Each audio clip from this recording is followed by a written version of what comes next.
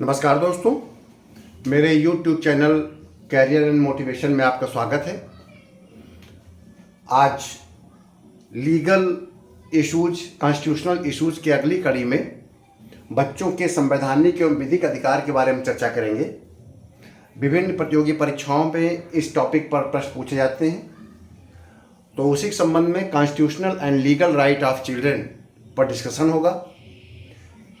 Children में लड़का और लड़की दोनों को शामिल किया जाता है, इसलिए जिस एक्ट की हम डिस्कशन करेंगे वो चिल्ड्रेन में दोनों को शामिल मानिएगा। ऐसा नहीं कि वो अगर लड़के के साथ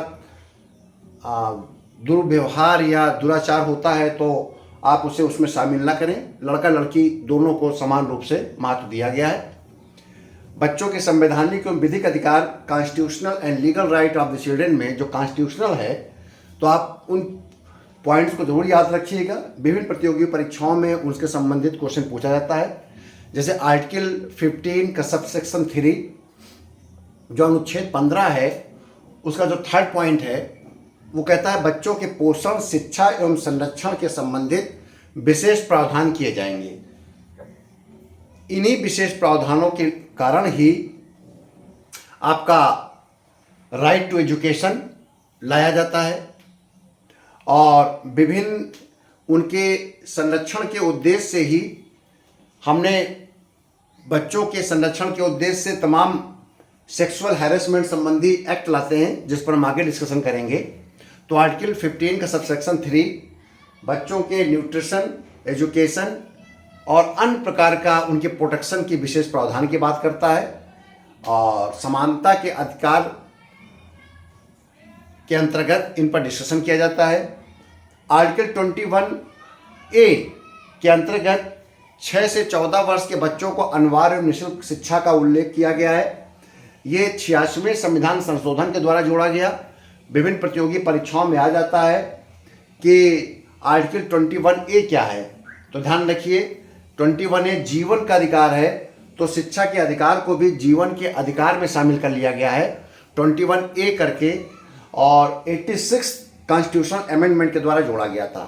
और ये केवल 86 अमेंडमेंट के द्वारा न केवल मूल अधिकार में जोड़ा गया शिक्षा के अधिकार को, बल्कि नीति निर्देशक तत्वों के 39 में भी जोड़ा गया और साथ ही साथ 51A में भी जोड़ा गया, मूल कर्तव्यों में भी जोड़ा गया। ठीक है, तो इस प्रकार से आपका जो बच्चों के शिक्षा का अधिकार है उसको न केवल मौलिक अधिकार माना जा रहा है, बल्कि नीति निर्देशक तत्वों में भी अपेक्षा की गई है कि राज्य 6 वर्ष तक के बच्चों की प्रारंभिक शिक्षा के देखभाल करे या प्रारंभिक देखभाल करे।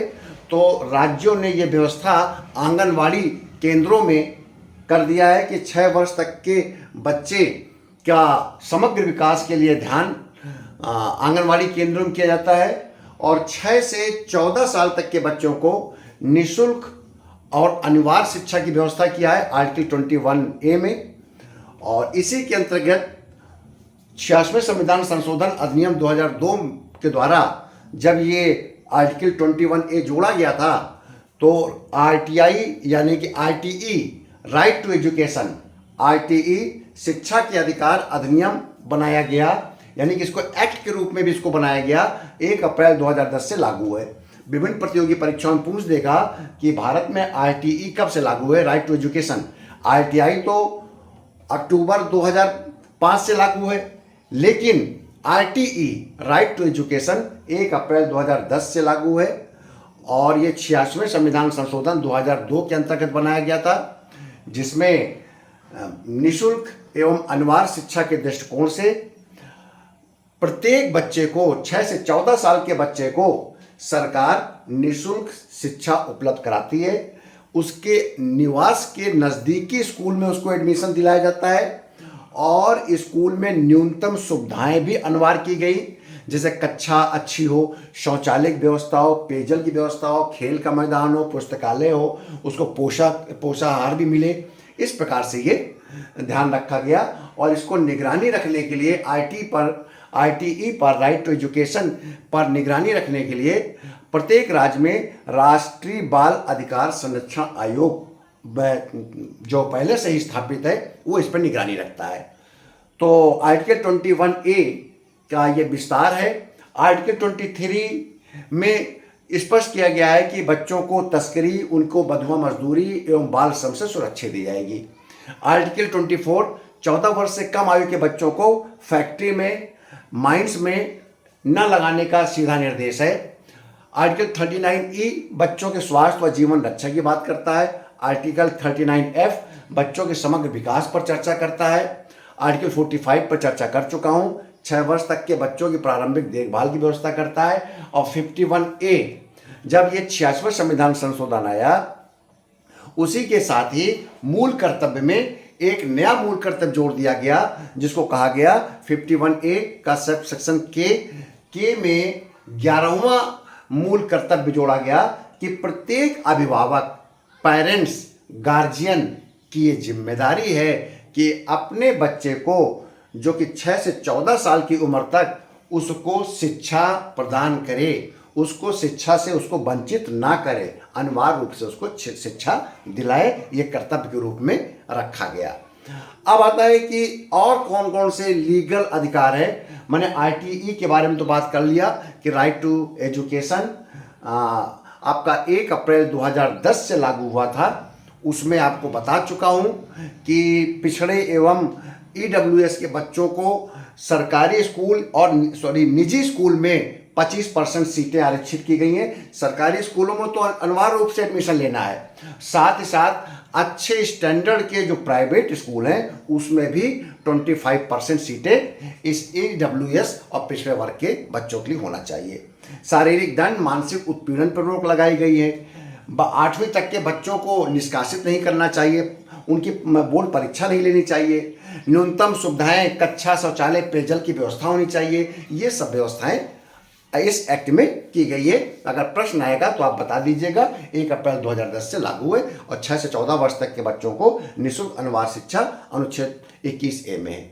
अब अगला विधिक अधिकार आता है जुवेनाइल जस्टिस, जेजे एक्ट कहते हैं। आपको संक्षेप में जेजे एक्ट के नाम से जानते हैं कि juvenile justice care and protection of children act 2000, किशोर न्याय, बालकों की देखभाल एवं संरक्षण अधिनियम 2000। याद रखिएगा, अधिनियम 2000 में बनाया गया था। बाद में 2015 में इसमें संशोधन किया गया, जब निर्भया कांड, रेप कांड हुआ था, सामूहिक रेप कांड, जघन्य हत्याकांड हुई थी रेप के पश्चात 2012 में। तो उस समय फिर एक बात विचार में आया कि ये जो जुवेनाइल जस्टिस किया, जिसमें ये कहा जाता है कि 18 साल से नीचे के बच्चे को किशोर माना जाए और उसके साथ बड़े ही नरमी और अच्छे से बर्ताव किया जाए ताकि उसका भविष्य उज्जवल रहे। ऐसी परिस्थितियों में अगर कोई व्यक्ति 17 साल का है, 17.5 साल का है और ऐसा अपराध करता है तो क्या किया जाए।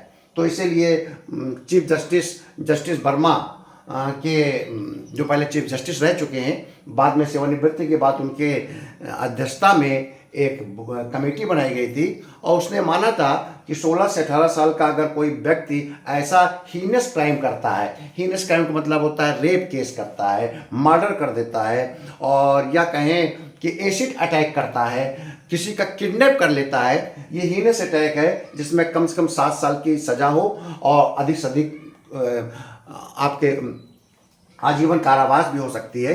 तो ऐसे मामले में आपका जो जेजे बोर्ड है, जो जुवेनाइल जस्टिस बोर्ड के जो सुनवाई कर रहा होता है आपके किशोरों के संबंध में, ऐसे अपराधी, किशोर अपराधी जो 18 साल से नीचे हैं, सुनवाई कर रहा होता है, तो वो निर्णय करता है कि ऐसे केसेस को, ऐसे जघन्य अपराध वाले केसेस को क्या सेशन कोर्ट को संदर्भित करना चाहिए। अगर उसकी रिकमेंडेशन रहती है तो ऐसे मामले, जैसे कि निर्भया कांड जैसे मामले हो जाएं, तो उनको ऐसे मामलों को आप सेशन कोर्ट की ओर ले जा सकते हैं। ये 2015 में संशोधन किया गया juvenile justice care and protection children में।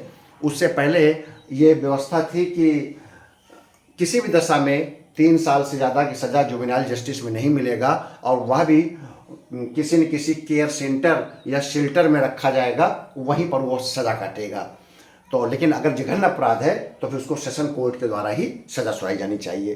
तो ये कहा गया कि 16 से 18 वर्ष के बच्चों द्वारा अगर घोर अपराध किया जाता है तो उसको आप एडल्ट मानते हुए सेशन कोर्ट में ट्रायल किया जाना चाहिए। वैसे जुवेनाइल जस्टिस का उद्देश्य केयर एंड प्रोटेक्शन है, नाम ही लिखा हुआ है, देखिए इस एक्ट का ही नाम है कि केयर एंड प्रोटेक्शन। किशोर न्याय में आप उस 18 साल के नीचे के बच्चे को उसकी देखभाल कीजिए, उसको सुरक्षा दीजिए। अगर उसने कोई अपराध कर भी दिया है तो उसके आप साइकोलॉजी को देखिए, उसको आप काउंसलिंग कराइए, एनजीओ के माध्यम से उसको अच्छे रास्ते पर ले जाने के लिए बर्ताव कराइए, पुनर्वास कराइए, रिहेबिलिट कीजिए उसको, ताकि भविष्य में ये क्राइम की ओर न जा पाए। इसके लिए चाइल्ड वेलफेयर कमेटी का इसमें इसके अंतर्गत उल्लेख किया गया है कि वो बच्चों की देखभाल करती है, उनकी वर्किंग को देखती है और उनको एक अच्छे माहौल में रखने की कोशिश करती है। और जुवेनाइल जस्टिस बोर्ड में यह भी कहा गया है कि केवल मजिस्ट्रेट ही नहीं इसकी सुनवाई करेगा, बल्कि 2 समाज कार्यकर्ता भी सहयोग करेंगे मजिस्ट्रेट का, यानी सोशल वर्कर करेंगे, एनजीओज करेगा, सिविल सोसाइटी करेंगे। ऐसे लोग जो समाज में काम करते हैं और बच्चों पर काम करते हैं, ऐसे लोगों को juvenile justice care and protection of children में साथ लगाया जाएगा। ठीक है, तो ये जुवेनाइल जस्टिस केयर आप समझ गए। सन 2000 में ये एक्ट लाया गया था, 2015 में संशोधन किया गया और ये कहा गया कि जघन्य अपराध अगर 16 साल के ऊपर का बच्चा करता है तो आपका जुवेनाइल जस्टिस बोर्ड है, 3 सदस्यीय जो बोर्ड होता है जो सुनवाई करता है, वो निर्णय करेगा कि इसको सेशन कोर्ट में मामले को संदर्भित किया जाए।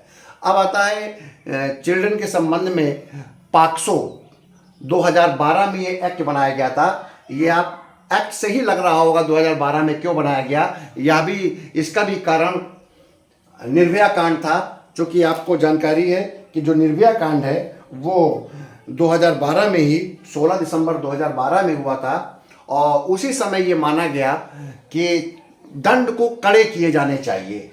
बच्चों के प्रति कोई अगर दंड है तो उसको कड़ा किया जाना चाहिए। और पॉक्सो एक्ट 2012 में लाया गया prevention of children from sexual offence. और इसका उद्देश्य ये है कि अगर 18 साल के नीचे बच्चों के प्रति, चाहे लड़का हो या लड़की, उनके विरुद्ध अगर कोई हीनस ऑफेंस होता है, वो सेक्सुअल ऑफेंस नाम से लिखा हुआ है, सेक्सुअल ऑफेंस। इसमें सेक्सुअल ऑफेंस को कई तरीके से डिफाइन किया गया, उसके मैं विस्तार में नहीं जाऊंगा क्योंकि उसकी ऐसी टर्मिनोलॉजी है जो कि एक लीगल टर्मिनोलॉजी है। और लेकिन मैं ये बता दूं कि उसका उद्देश्य केवल ये है, बताने का कोशिश किया है इस एक्ट के द्वारा कि किस किस प्रकार के सेक्सुअल एजॉल्ट हो सकते हैं 18 साल के बच्चे के नीचे। तो वो बच्चा लड़का भी हो सकता है, लड़की भी हो सकती है। तो इसका उद्देश्य इस पॉक्सो को लाया गया है आर्टिकल 15 के सबसेक्शन 3 के अंतर्गत और अनुच्छेद 39 के एफ के अंतर्गत। कारण क्या है कि जब भी कोई एक्ट बनता है तो हमने पहले बता रखा है, कोई भी एक्ट कॉन्स्टिट्यूशन के किसी न किसी आर्टिकल को ध्यान में रखकर बनाया जाता है। कोई भी एक्ट अगर कॉन्स्टिट्यूशन के किसी आर्टिकल से संरक्षित नहीं है तो वो एक्ट इलीगल हो जाएगा, वो एक्ट वॉइड हो जाएगा कोर्ट में अगर कभी भी चैलेंज किया जाएगा तो। ठीक है, तो पॉक्सो एक्ट के अंतर्गत अपराध की गंभीरता के अनुसार दंड का प्रावधान है।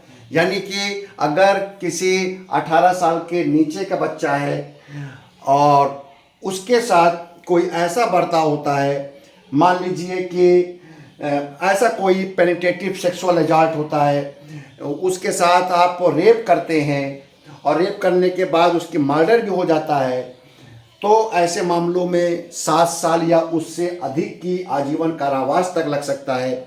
सेक्सुअल एजॉल्ट होता है, बच्चे के साथ सेक्स की यौन उद्देश्य से कोई अनुचित शारीरिक स्पर्श किया जाता है, तो ऐसे मामले में भी 3 से 5 साल की सज़ा सुनाई जा सकती है। और यहाँ तक कि एग्रीवेटेड सेक्सुअल एजॉल्ट की बात किया गया है। एग्रीवेटेड सेक्सुअल एजॉल्ट का मतलब ये है, या एग्रीवेटेड सेक्सुअल या पेनिट्रेशन एजॉल्ट का मतलब ये है कि जब कोई जिम्मेदार व्यक्ति जिससे हम बिल्कुल से अपेक्षा ना करें कि किसी नाबालिग लड़का या लड़की के साथ वो व्यक्ति ऐसा कर सकता है। अगर वो इस प्रकार का रेप करता है, सेक्सुअल एजाल्ट करता है, पेनिट्रेटिव सेक्सुअल एजाल्ट करता है, तो उस दशा में उसको मृत्यु दंड तक की सजा सुनाई सकती है। वो इंपॉर्टेंट व्यक्ति कौन है, वो महत्वपूर्ण व्यक्ति कौन है? पुलिस, शिक्षक, डॉक्टर या उस बच्चे के परिवार का कोई सदस्य। अगर वो इस प्रकार की हरकतें करता है तो उसके लिए मृत्यु दंड तक भी है, अधिकतम कारावास भी है और मृत्यु दंड ये कम से कम 10 वर्ष की सजा भी है। ठीक है, तो इन्होंने पॉक्सो के अंतर्गत विभिन्न प्रकार के अपराधों का उल्लेख किया।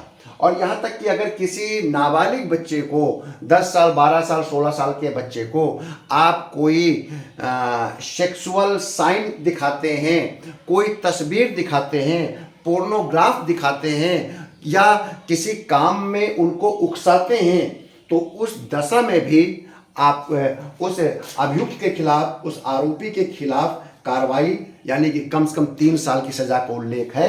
अगर किसी नाबालिग बच्चे को आप अश्लील शब्द बोलते हैं, अश्लील उसके साथ इशारे करते हैं, अनुचित प्रस्ताव रखते हैं सेक्स संबंधी या अश्लील हरकतों संबंधी, ठीक है, तो ऐसी दशा में भी 3 साल की सजा है। ठीक, कोई इशारा करते हैं अश्लील और वो शिकायत करता है और शिकायत सिद्ध होती है तो पॉक्सो के अंतर्गत ये कार्रवाई की जाती है। ठीक है, तो ये एक POCSO prevention of children from sexual offence से ये निजात दिलाने के लिए ये एक्ट लाया गया था सन 2012 में।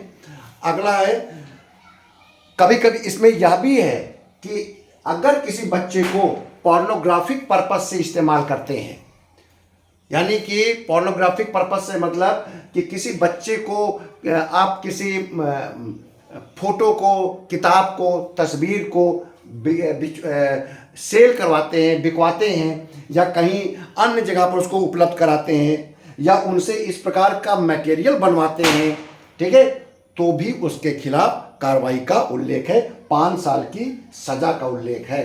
अगर फिर से ये आप हरकत करते दोबारा पाए गए तो 7 साल तक की सजा और जुर्माना है। ठीक, तो इसमें पॉक्सो एक्ट के अंतर्गत विभिन्न प्रकार के अपराधों को ध्यान रखते हुए उसको अपराध की श्रेणियां बताते हुए अपराध निर्धारित किया गया है। अगला पॉइंट है prohibition of child marriage act 2006, बाल विवाह प्रतिषेध अधिनियम। आपको पता है कि 21 वर्ष का लड़का और 18 वर्ष की लड़की से अगर कम है एज तो उसको बाल विवाह प्रतिषेध अधिनियम 2006 के अंतर्गत लाया जाएगा। और ऐसे में जो भी अभिभावक होंगे जिम्मेदार, जो पुजारी होगा यानी कि जो शादी विवाह करा रहा हो, चाहे वो पुजारी हो और चाहे आपका मुस्लिम धर्म का कोई धर्मगुरु हो या मध्यस्थ जो होते हैं, इनको 2 वर्ष तक की सजा का उल्लेख है। अगला एक्ट है child labour prohibition and regulation act 1986। बच्चों से लेबरी कराना, श्रम कराना भी रोक लगाई गई है 1986 के द्वारा, फैक्ट्री एक्ट के द्वारा, लेबर एक्ट के द्वारा, कि 14 साल या के नीचे का कोई बच्चा कहीं पर भी काम करता अगर पाया जाएगा तो उसके मालिक के खिलाफ जुर्माना और कार्रवाई है।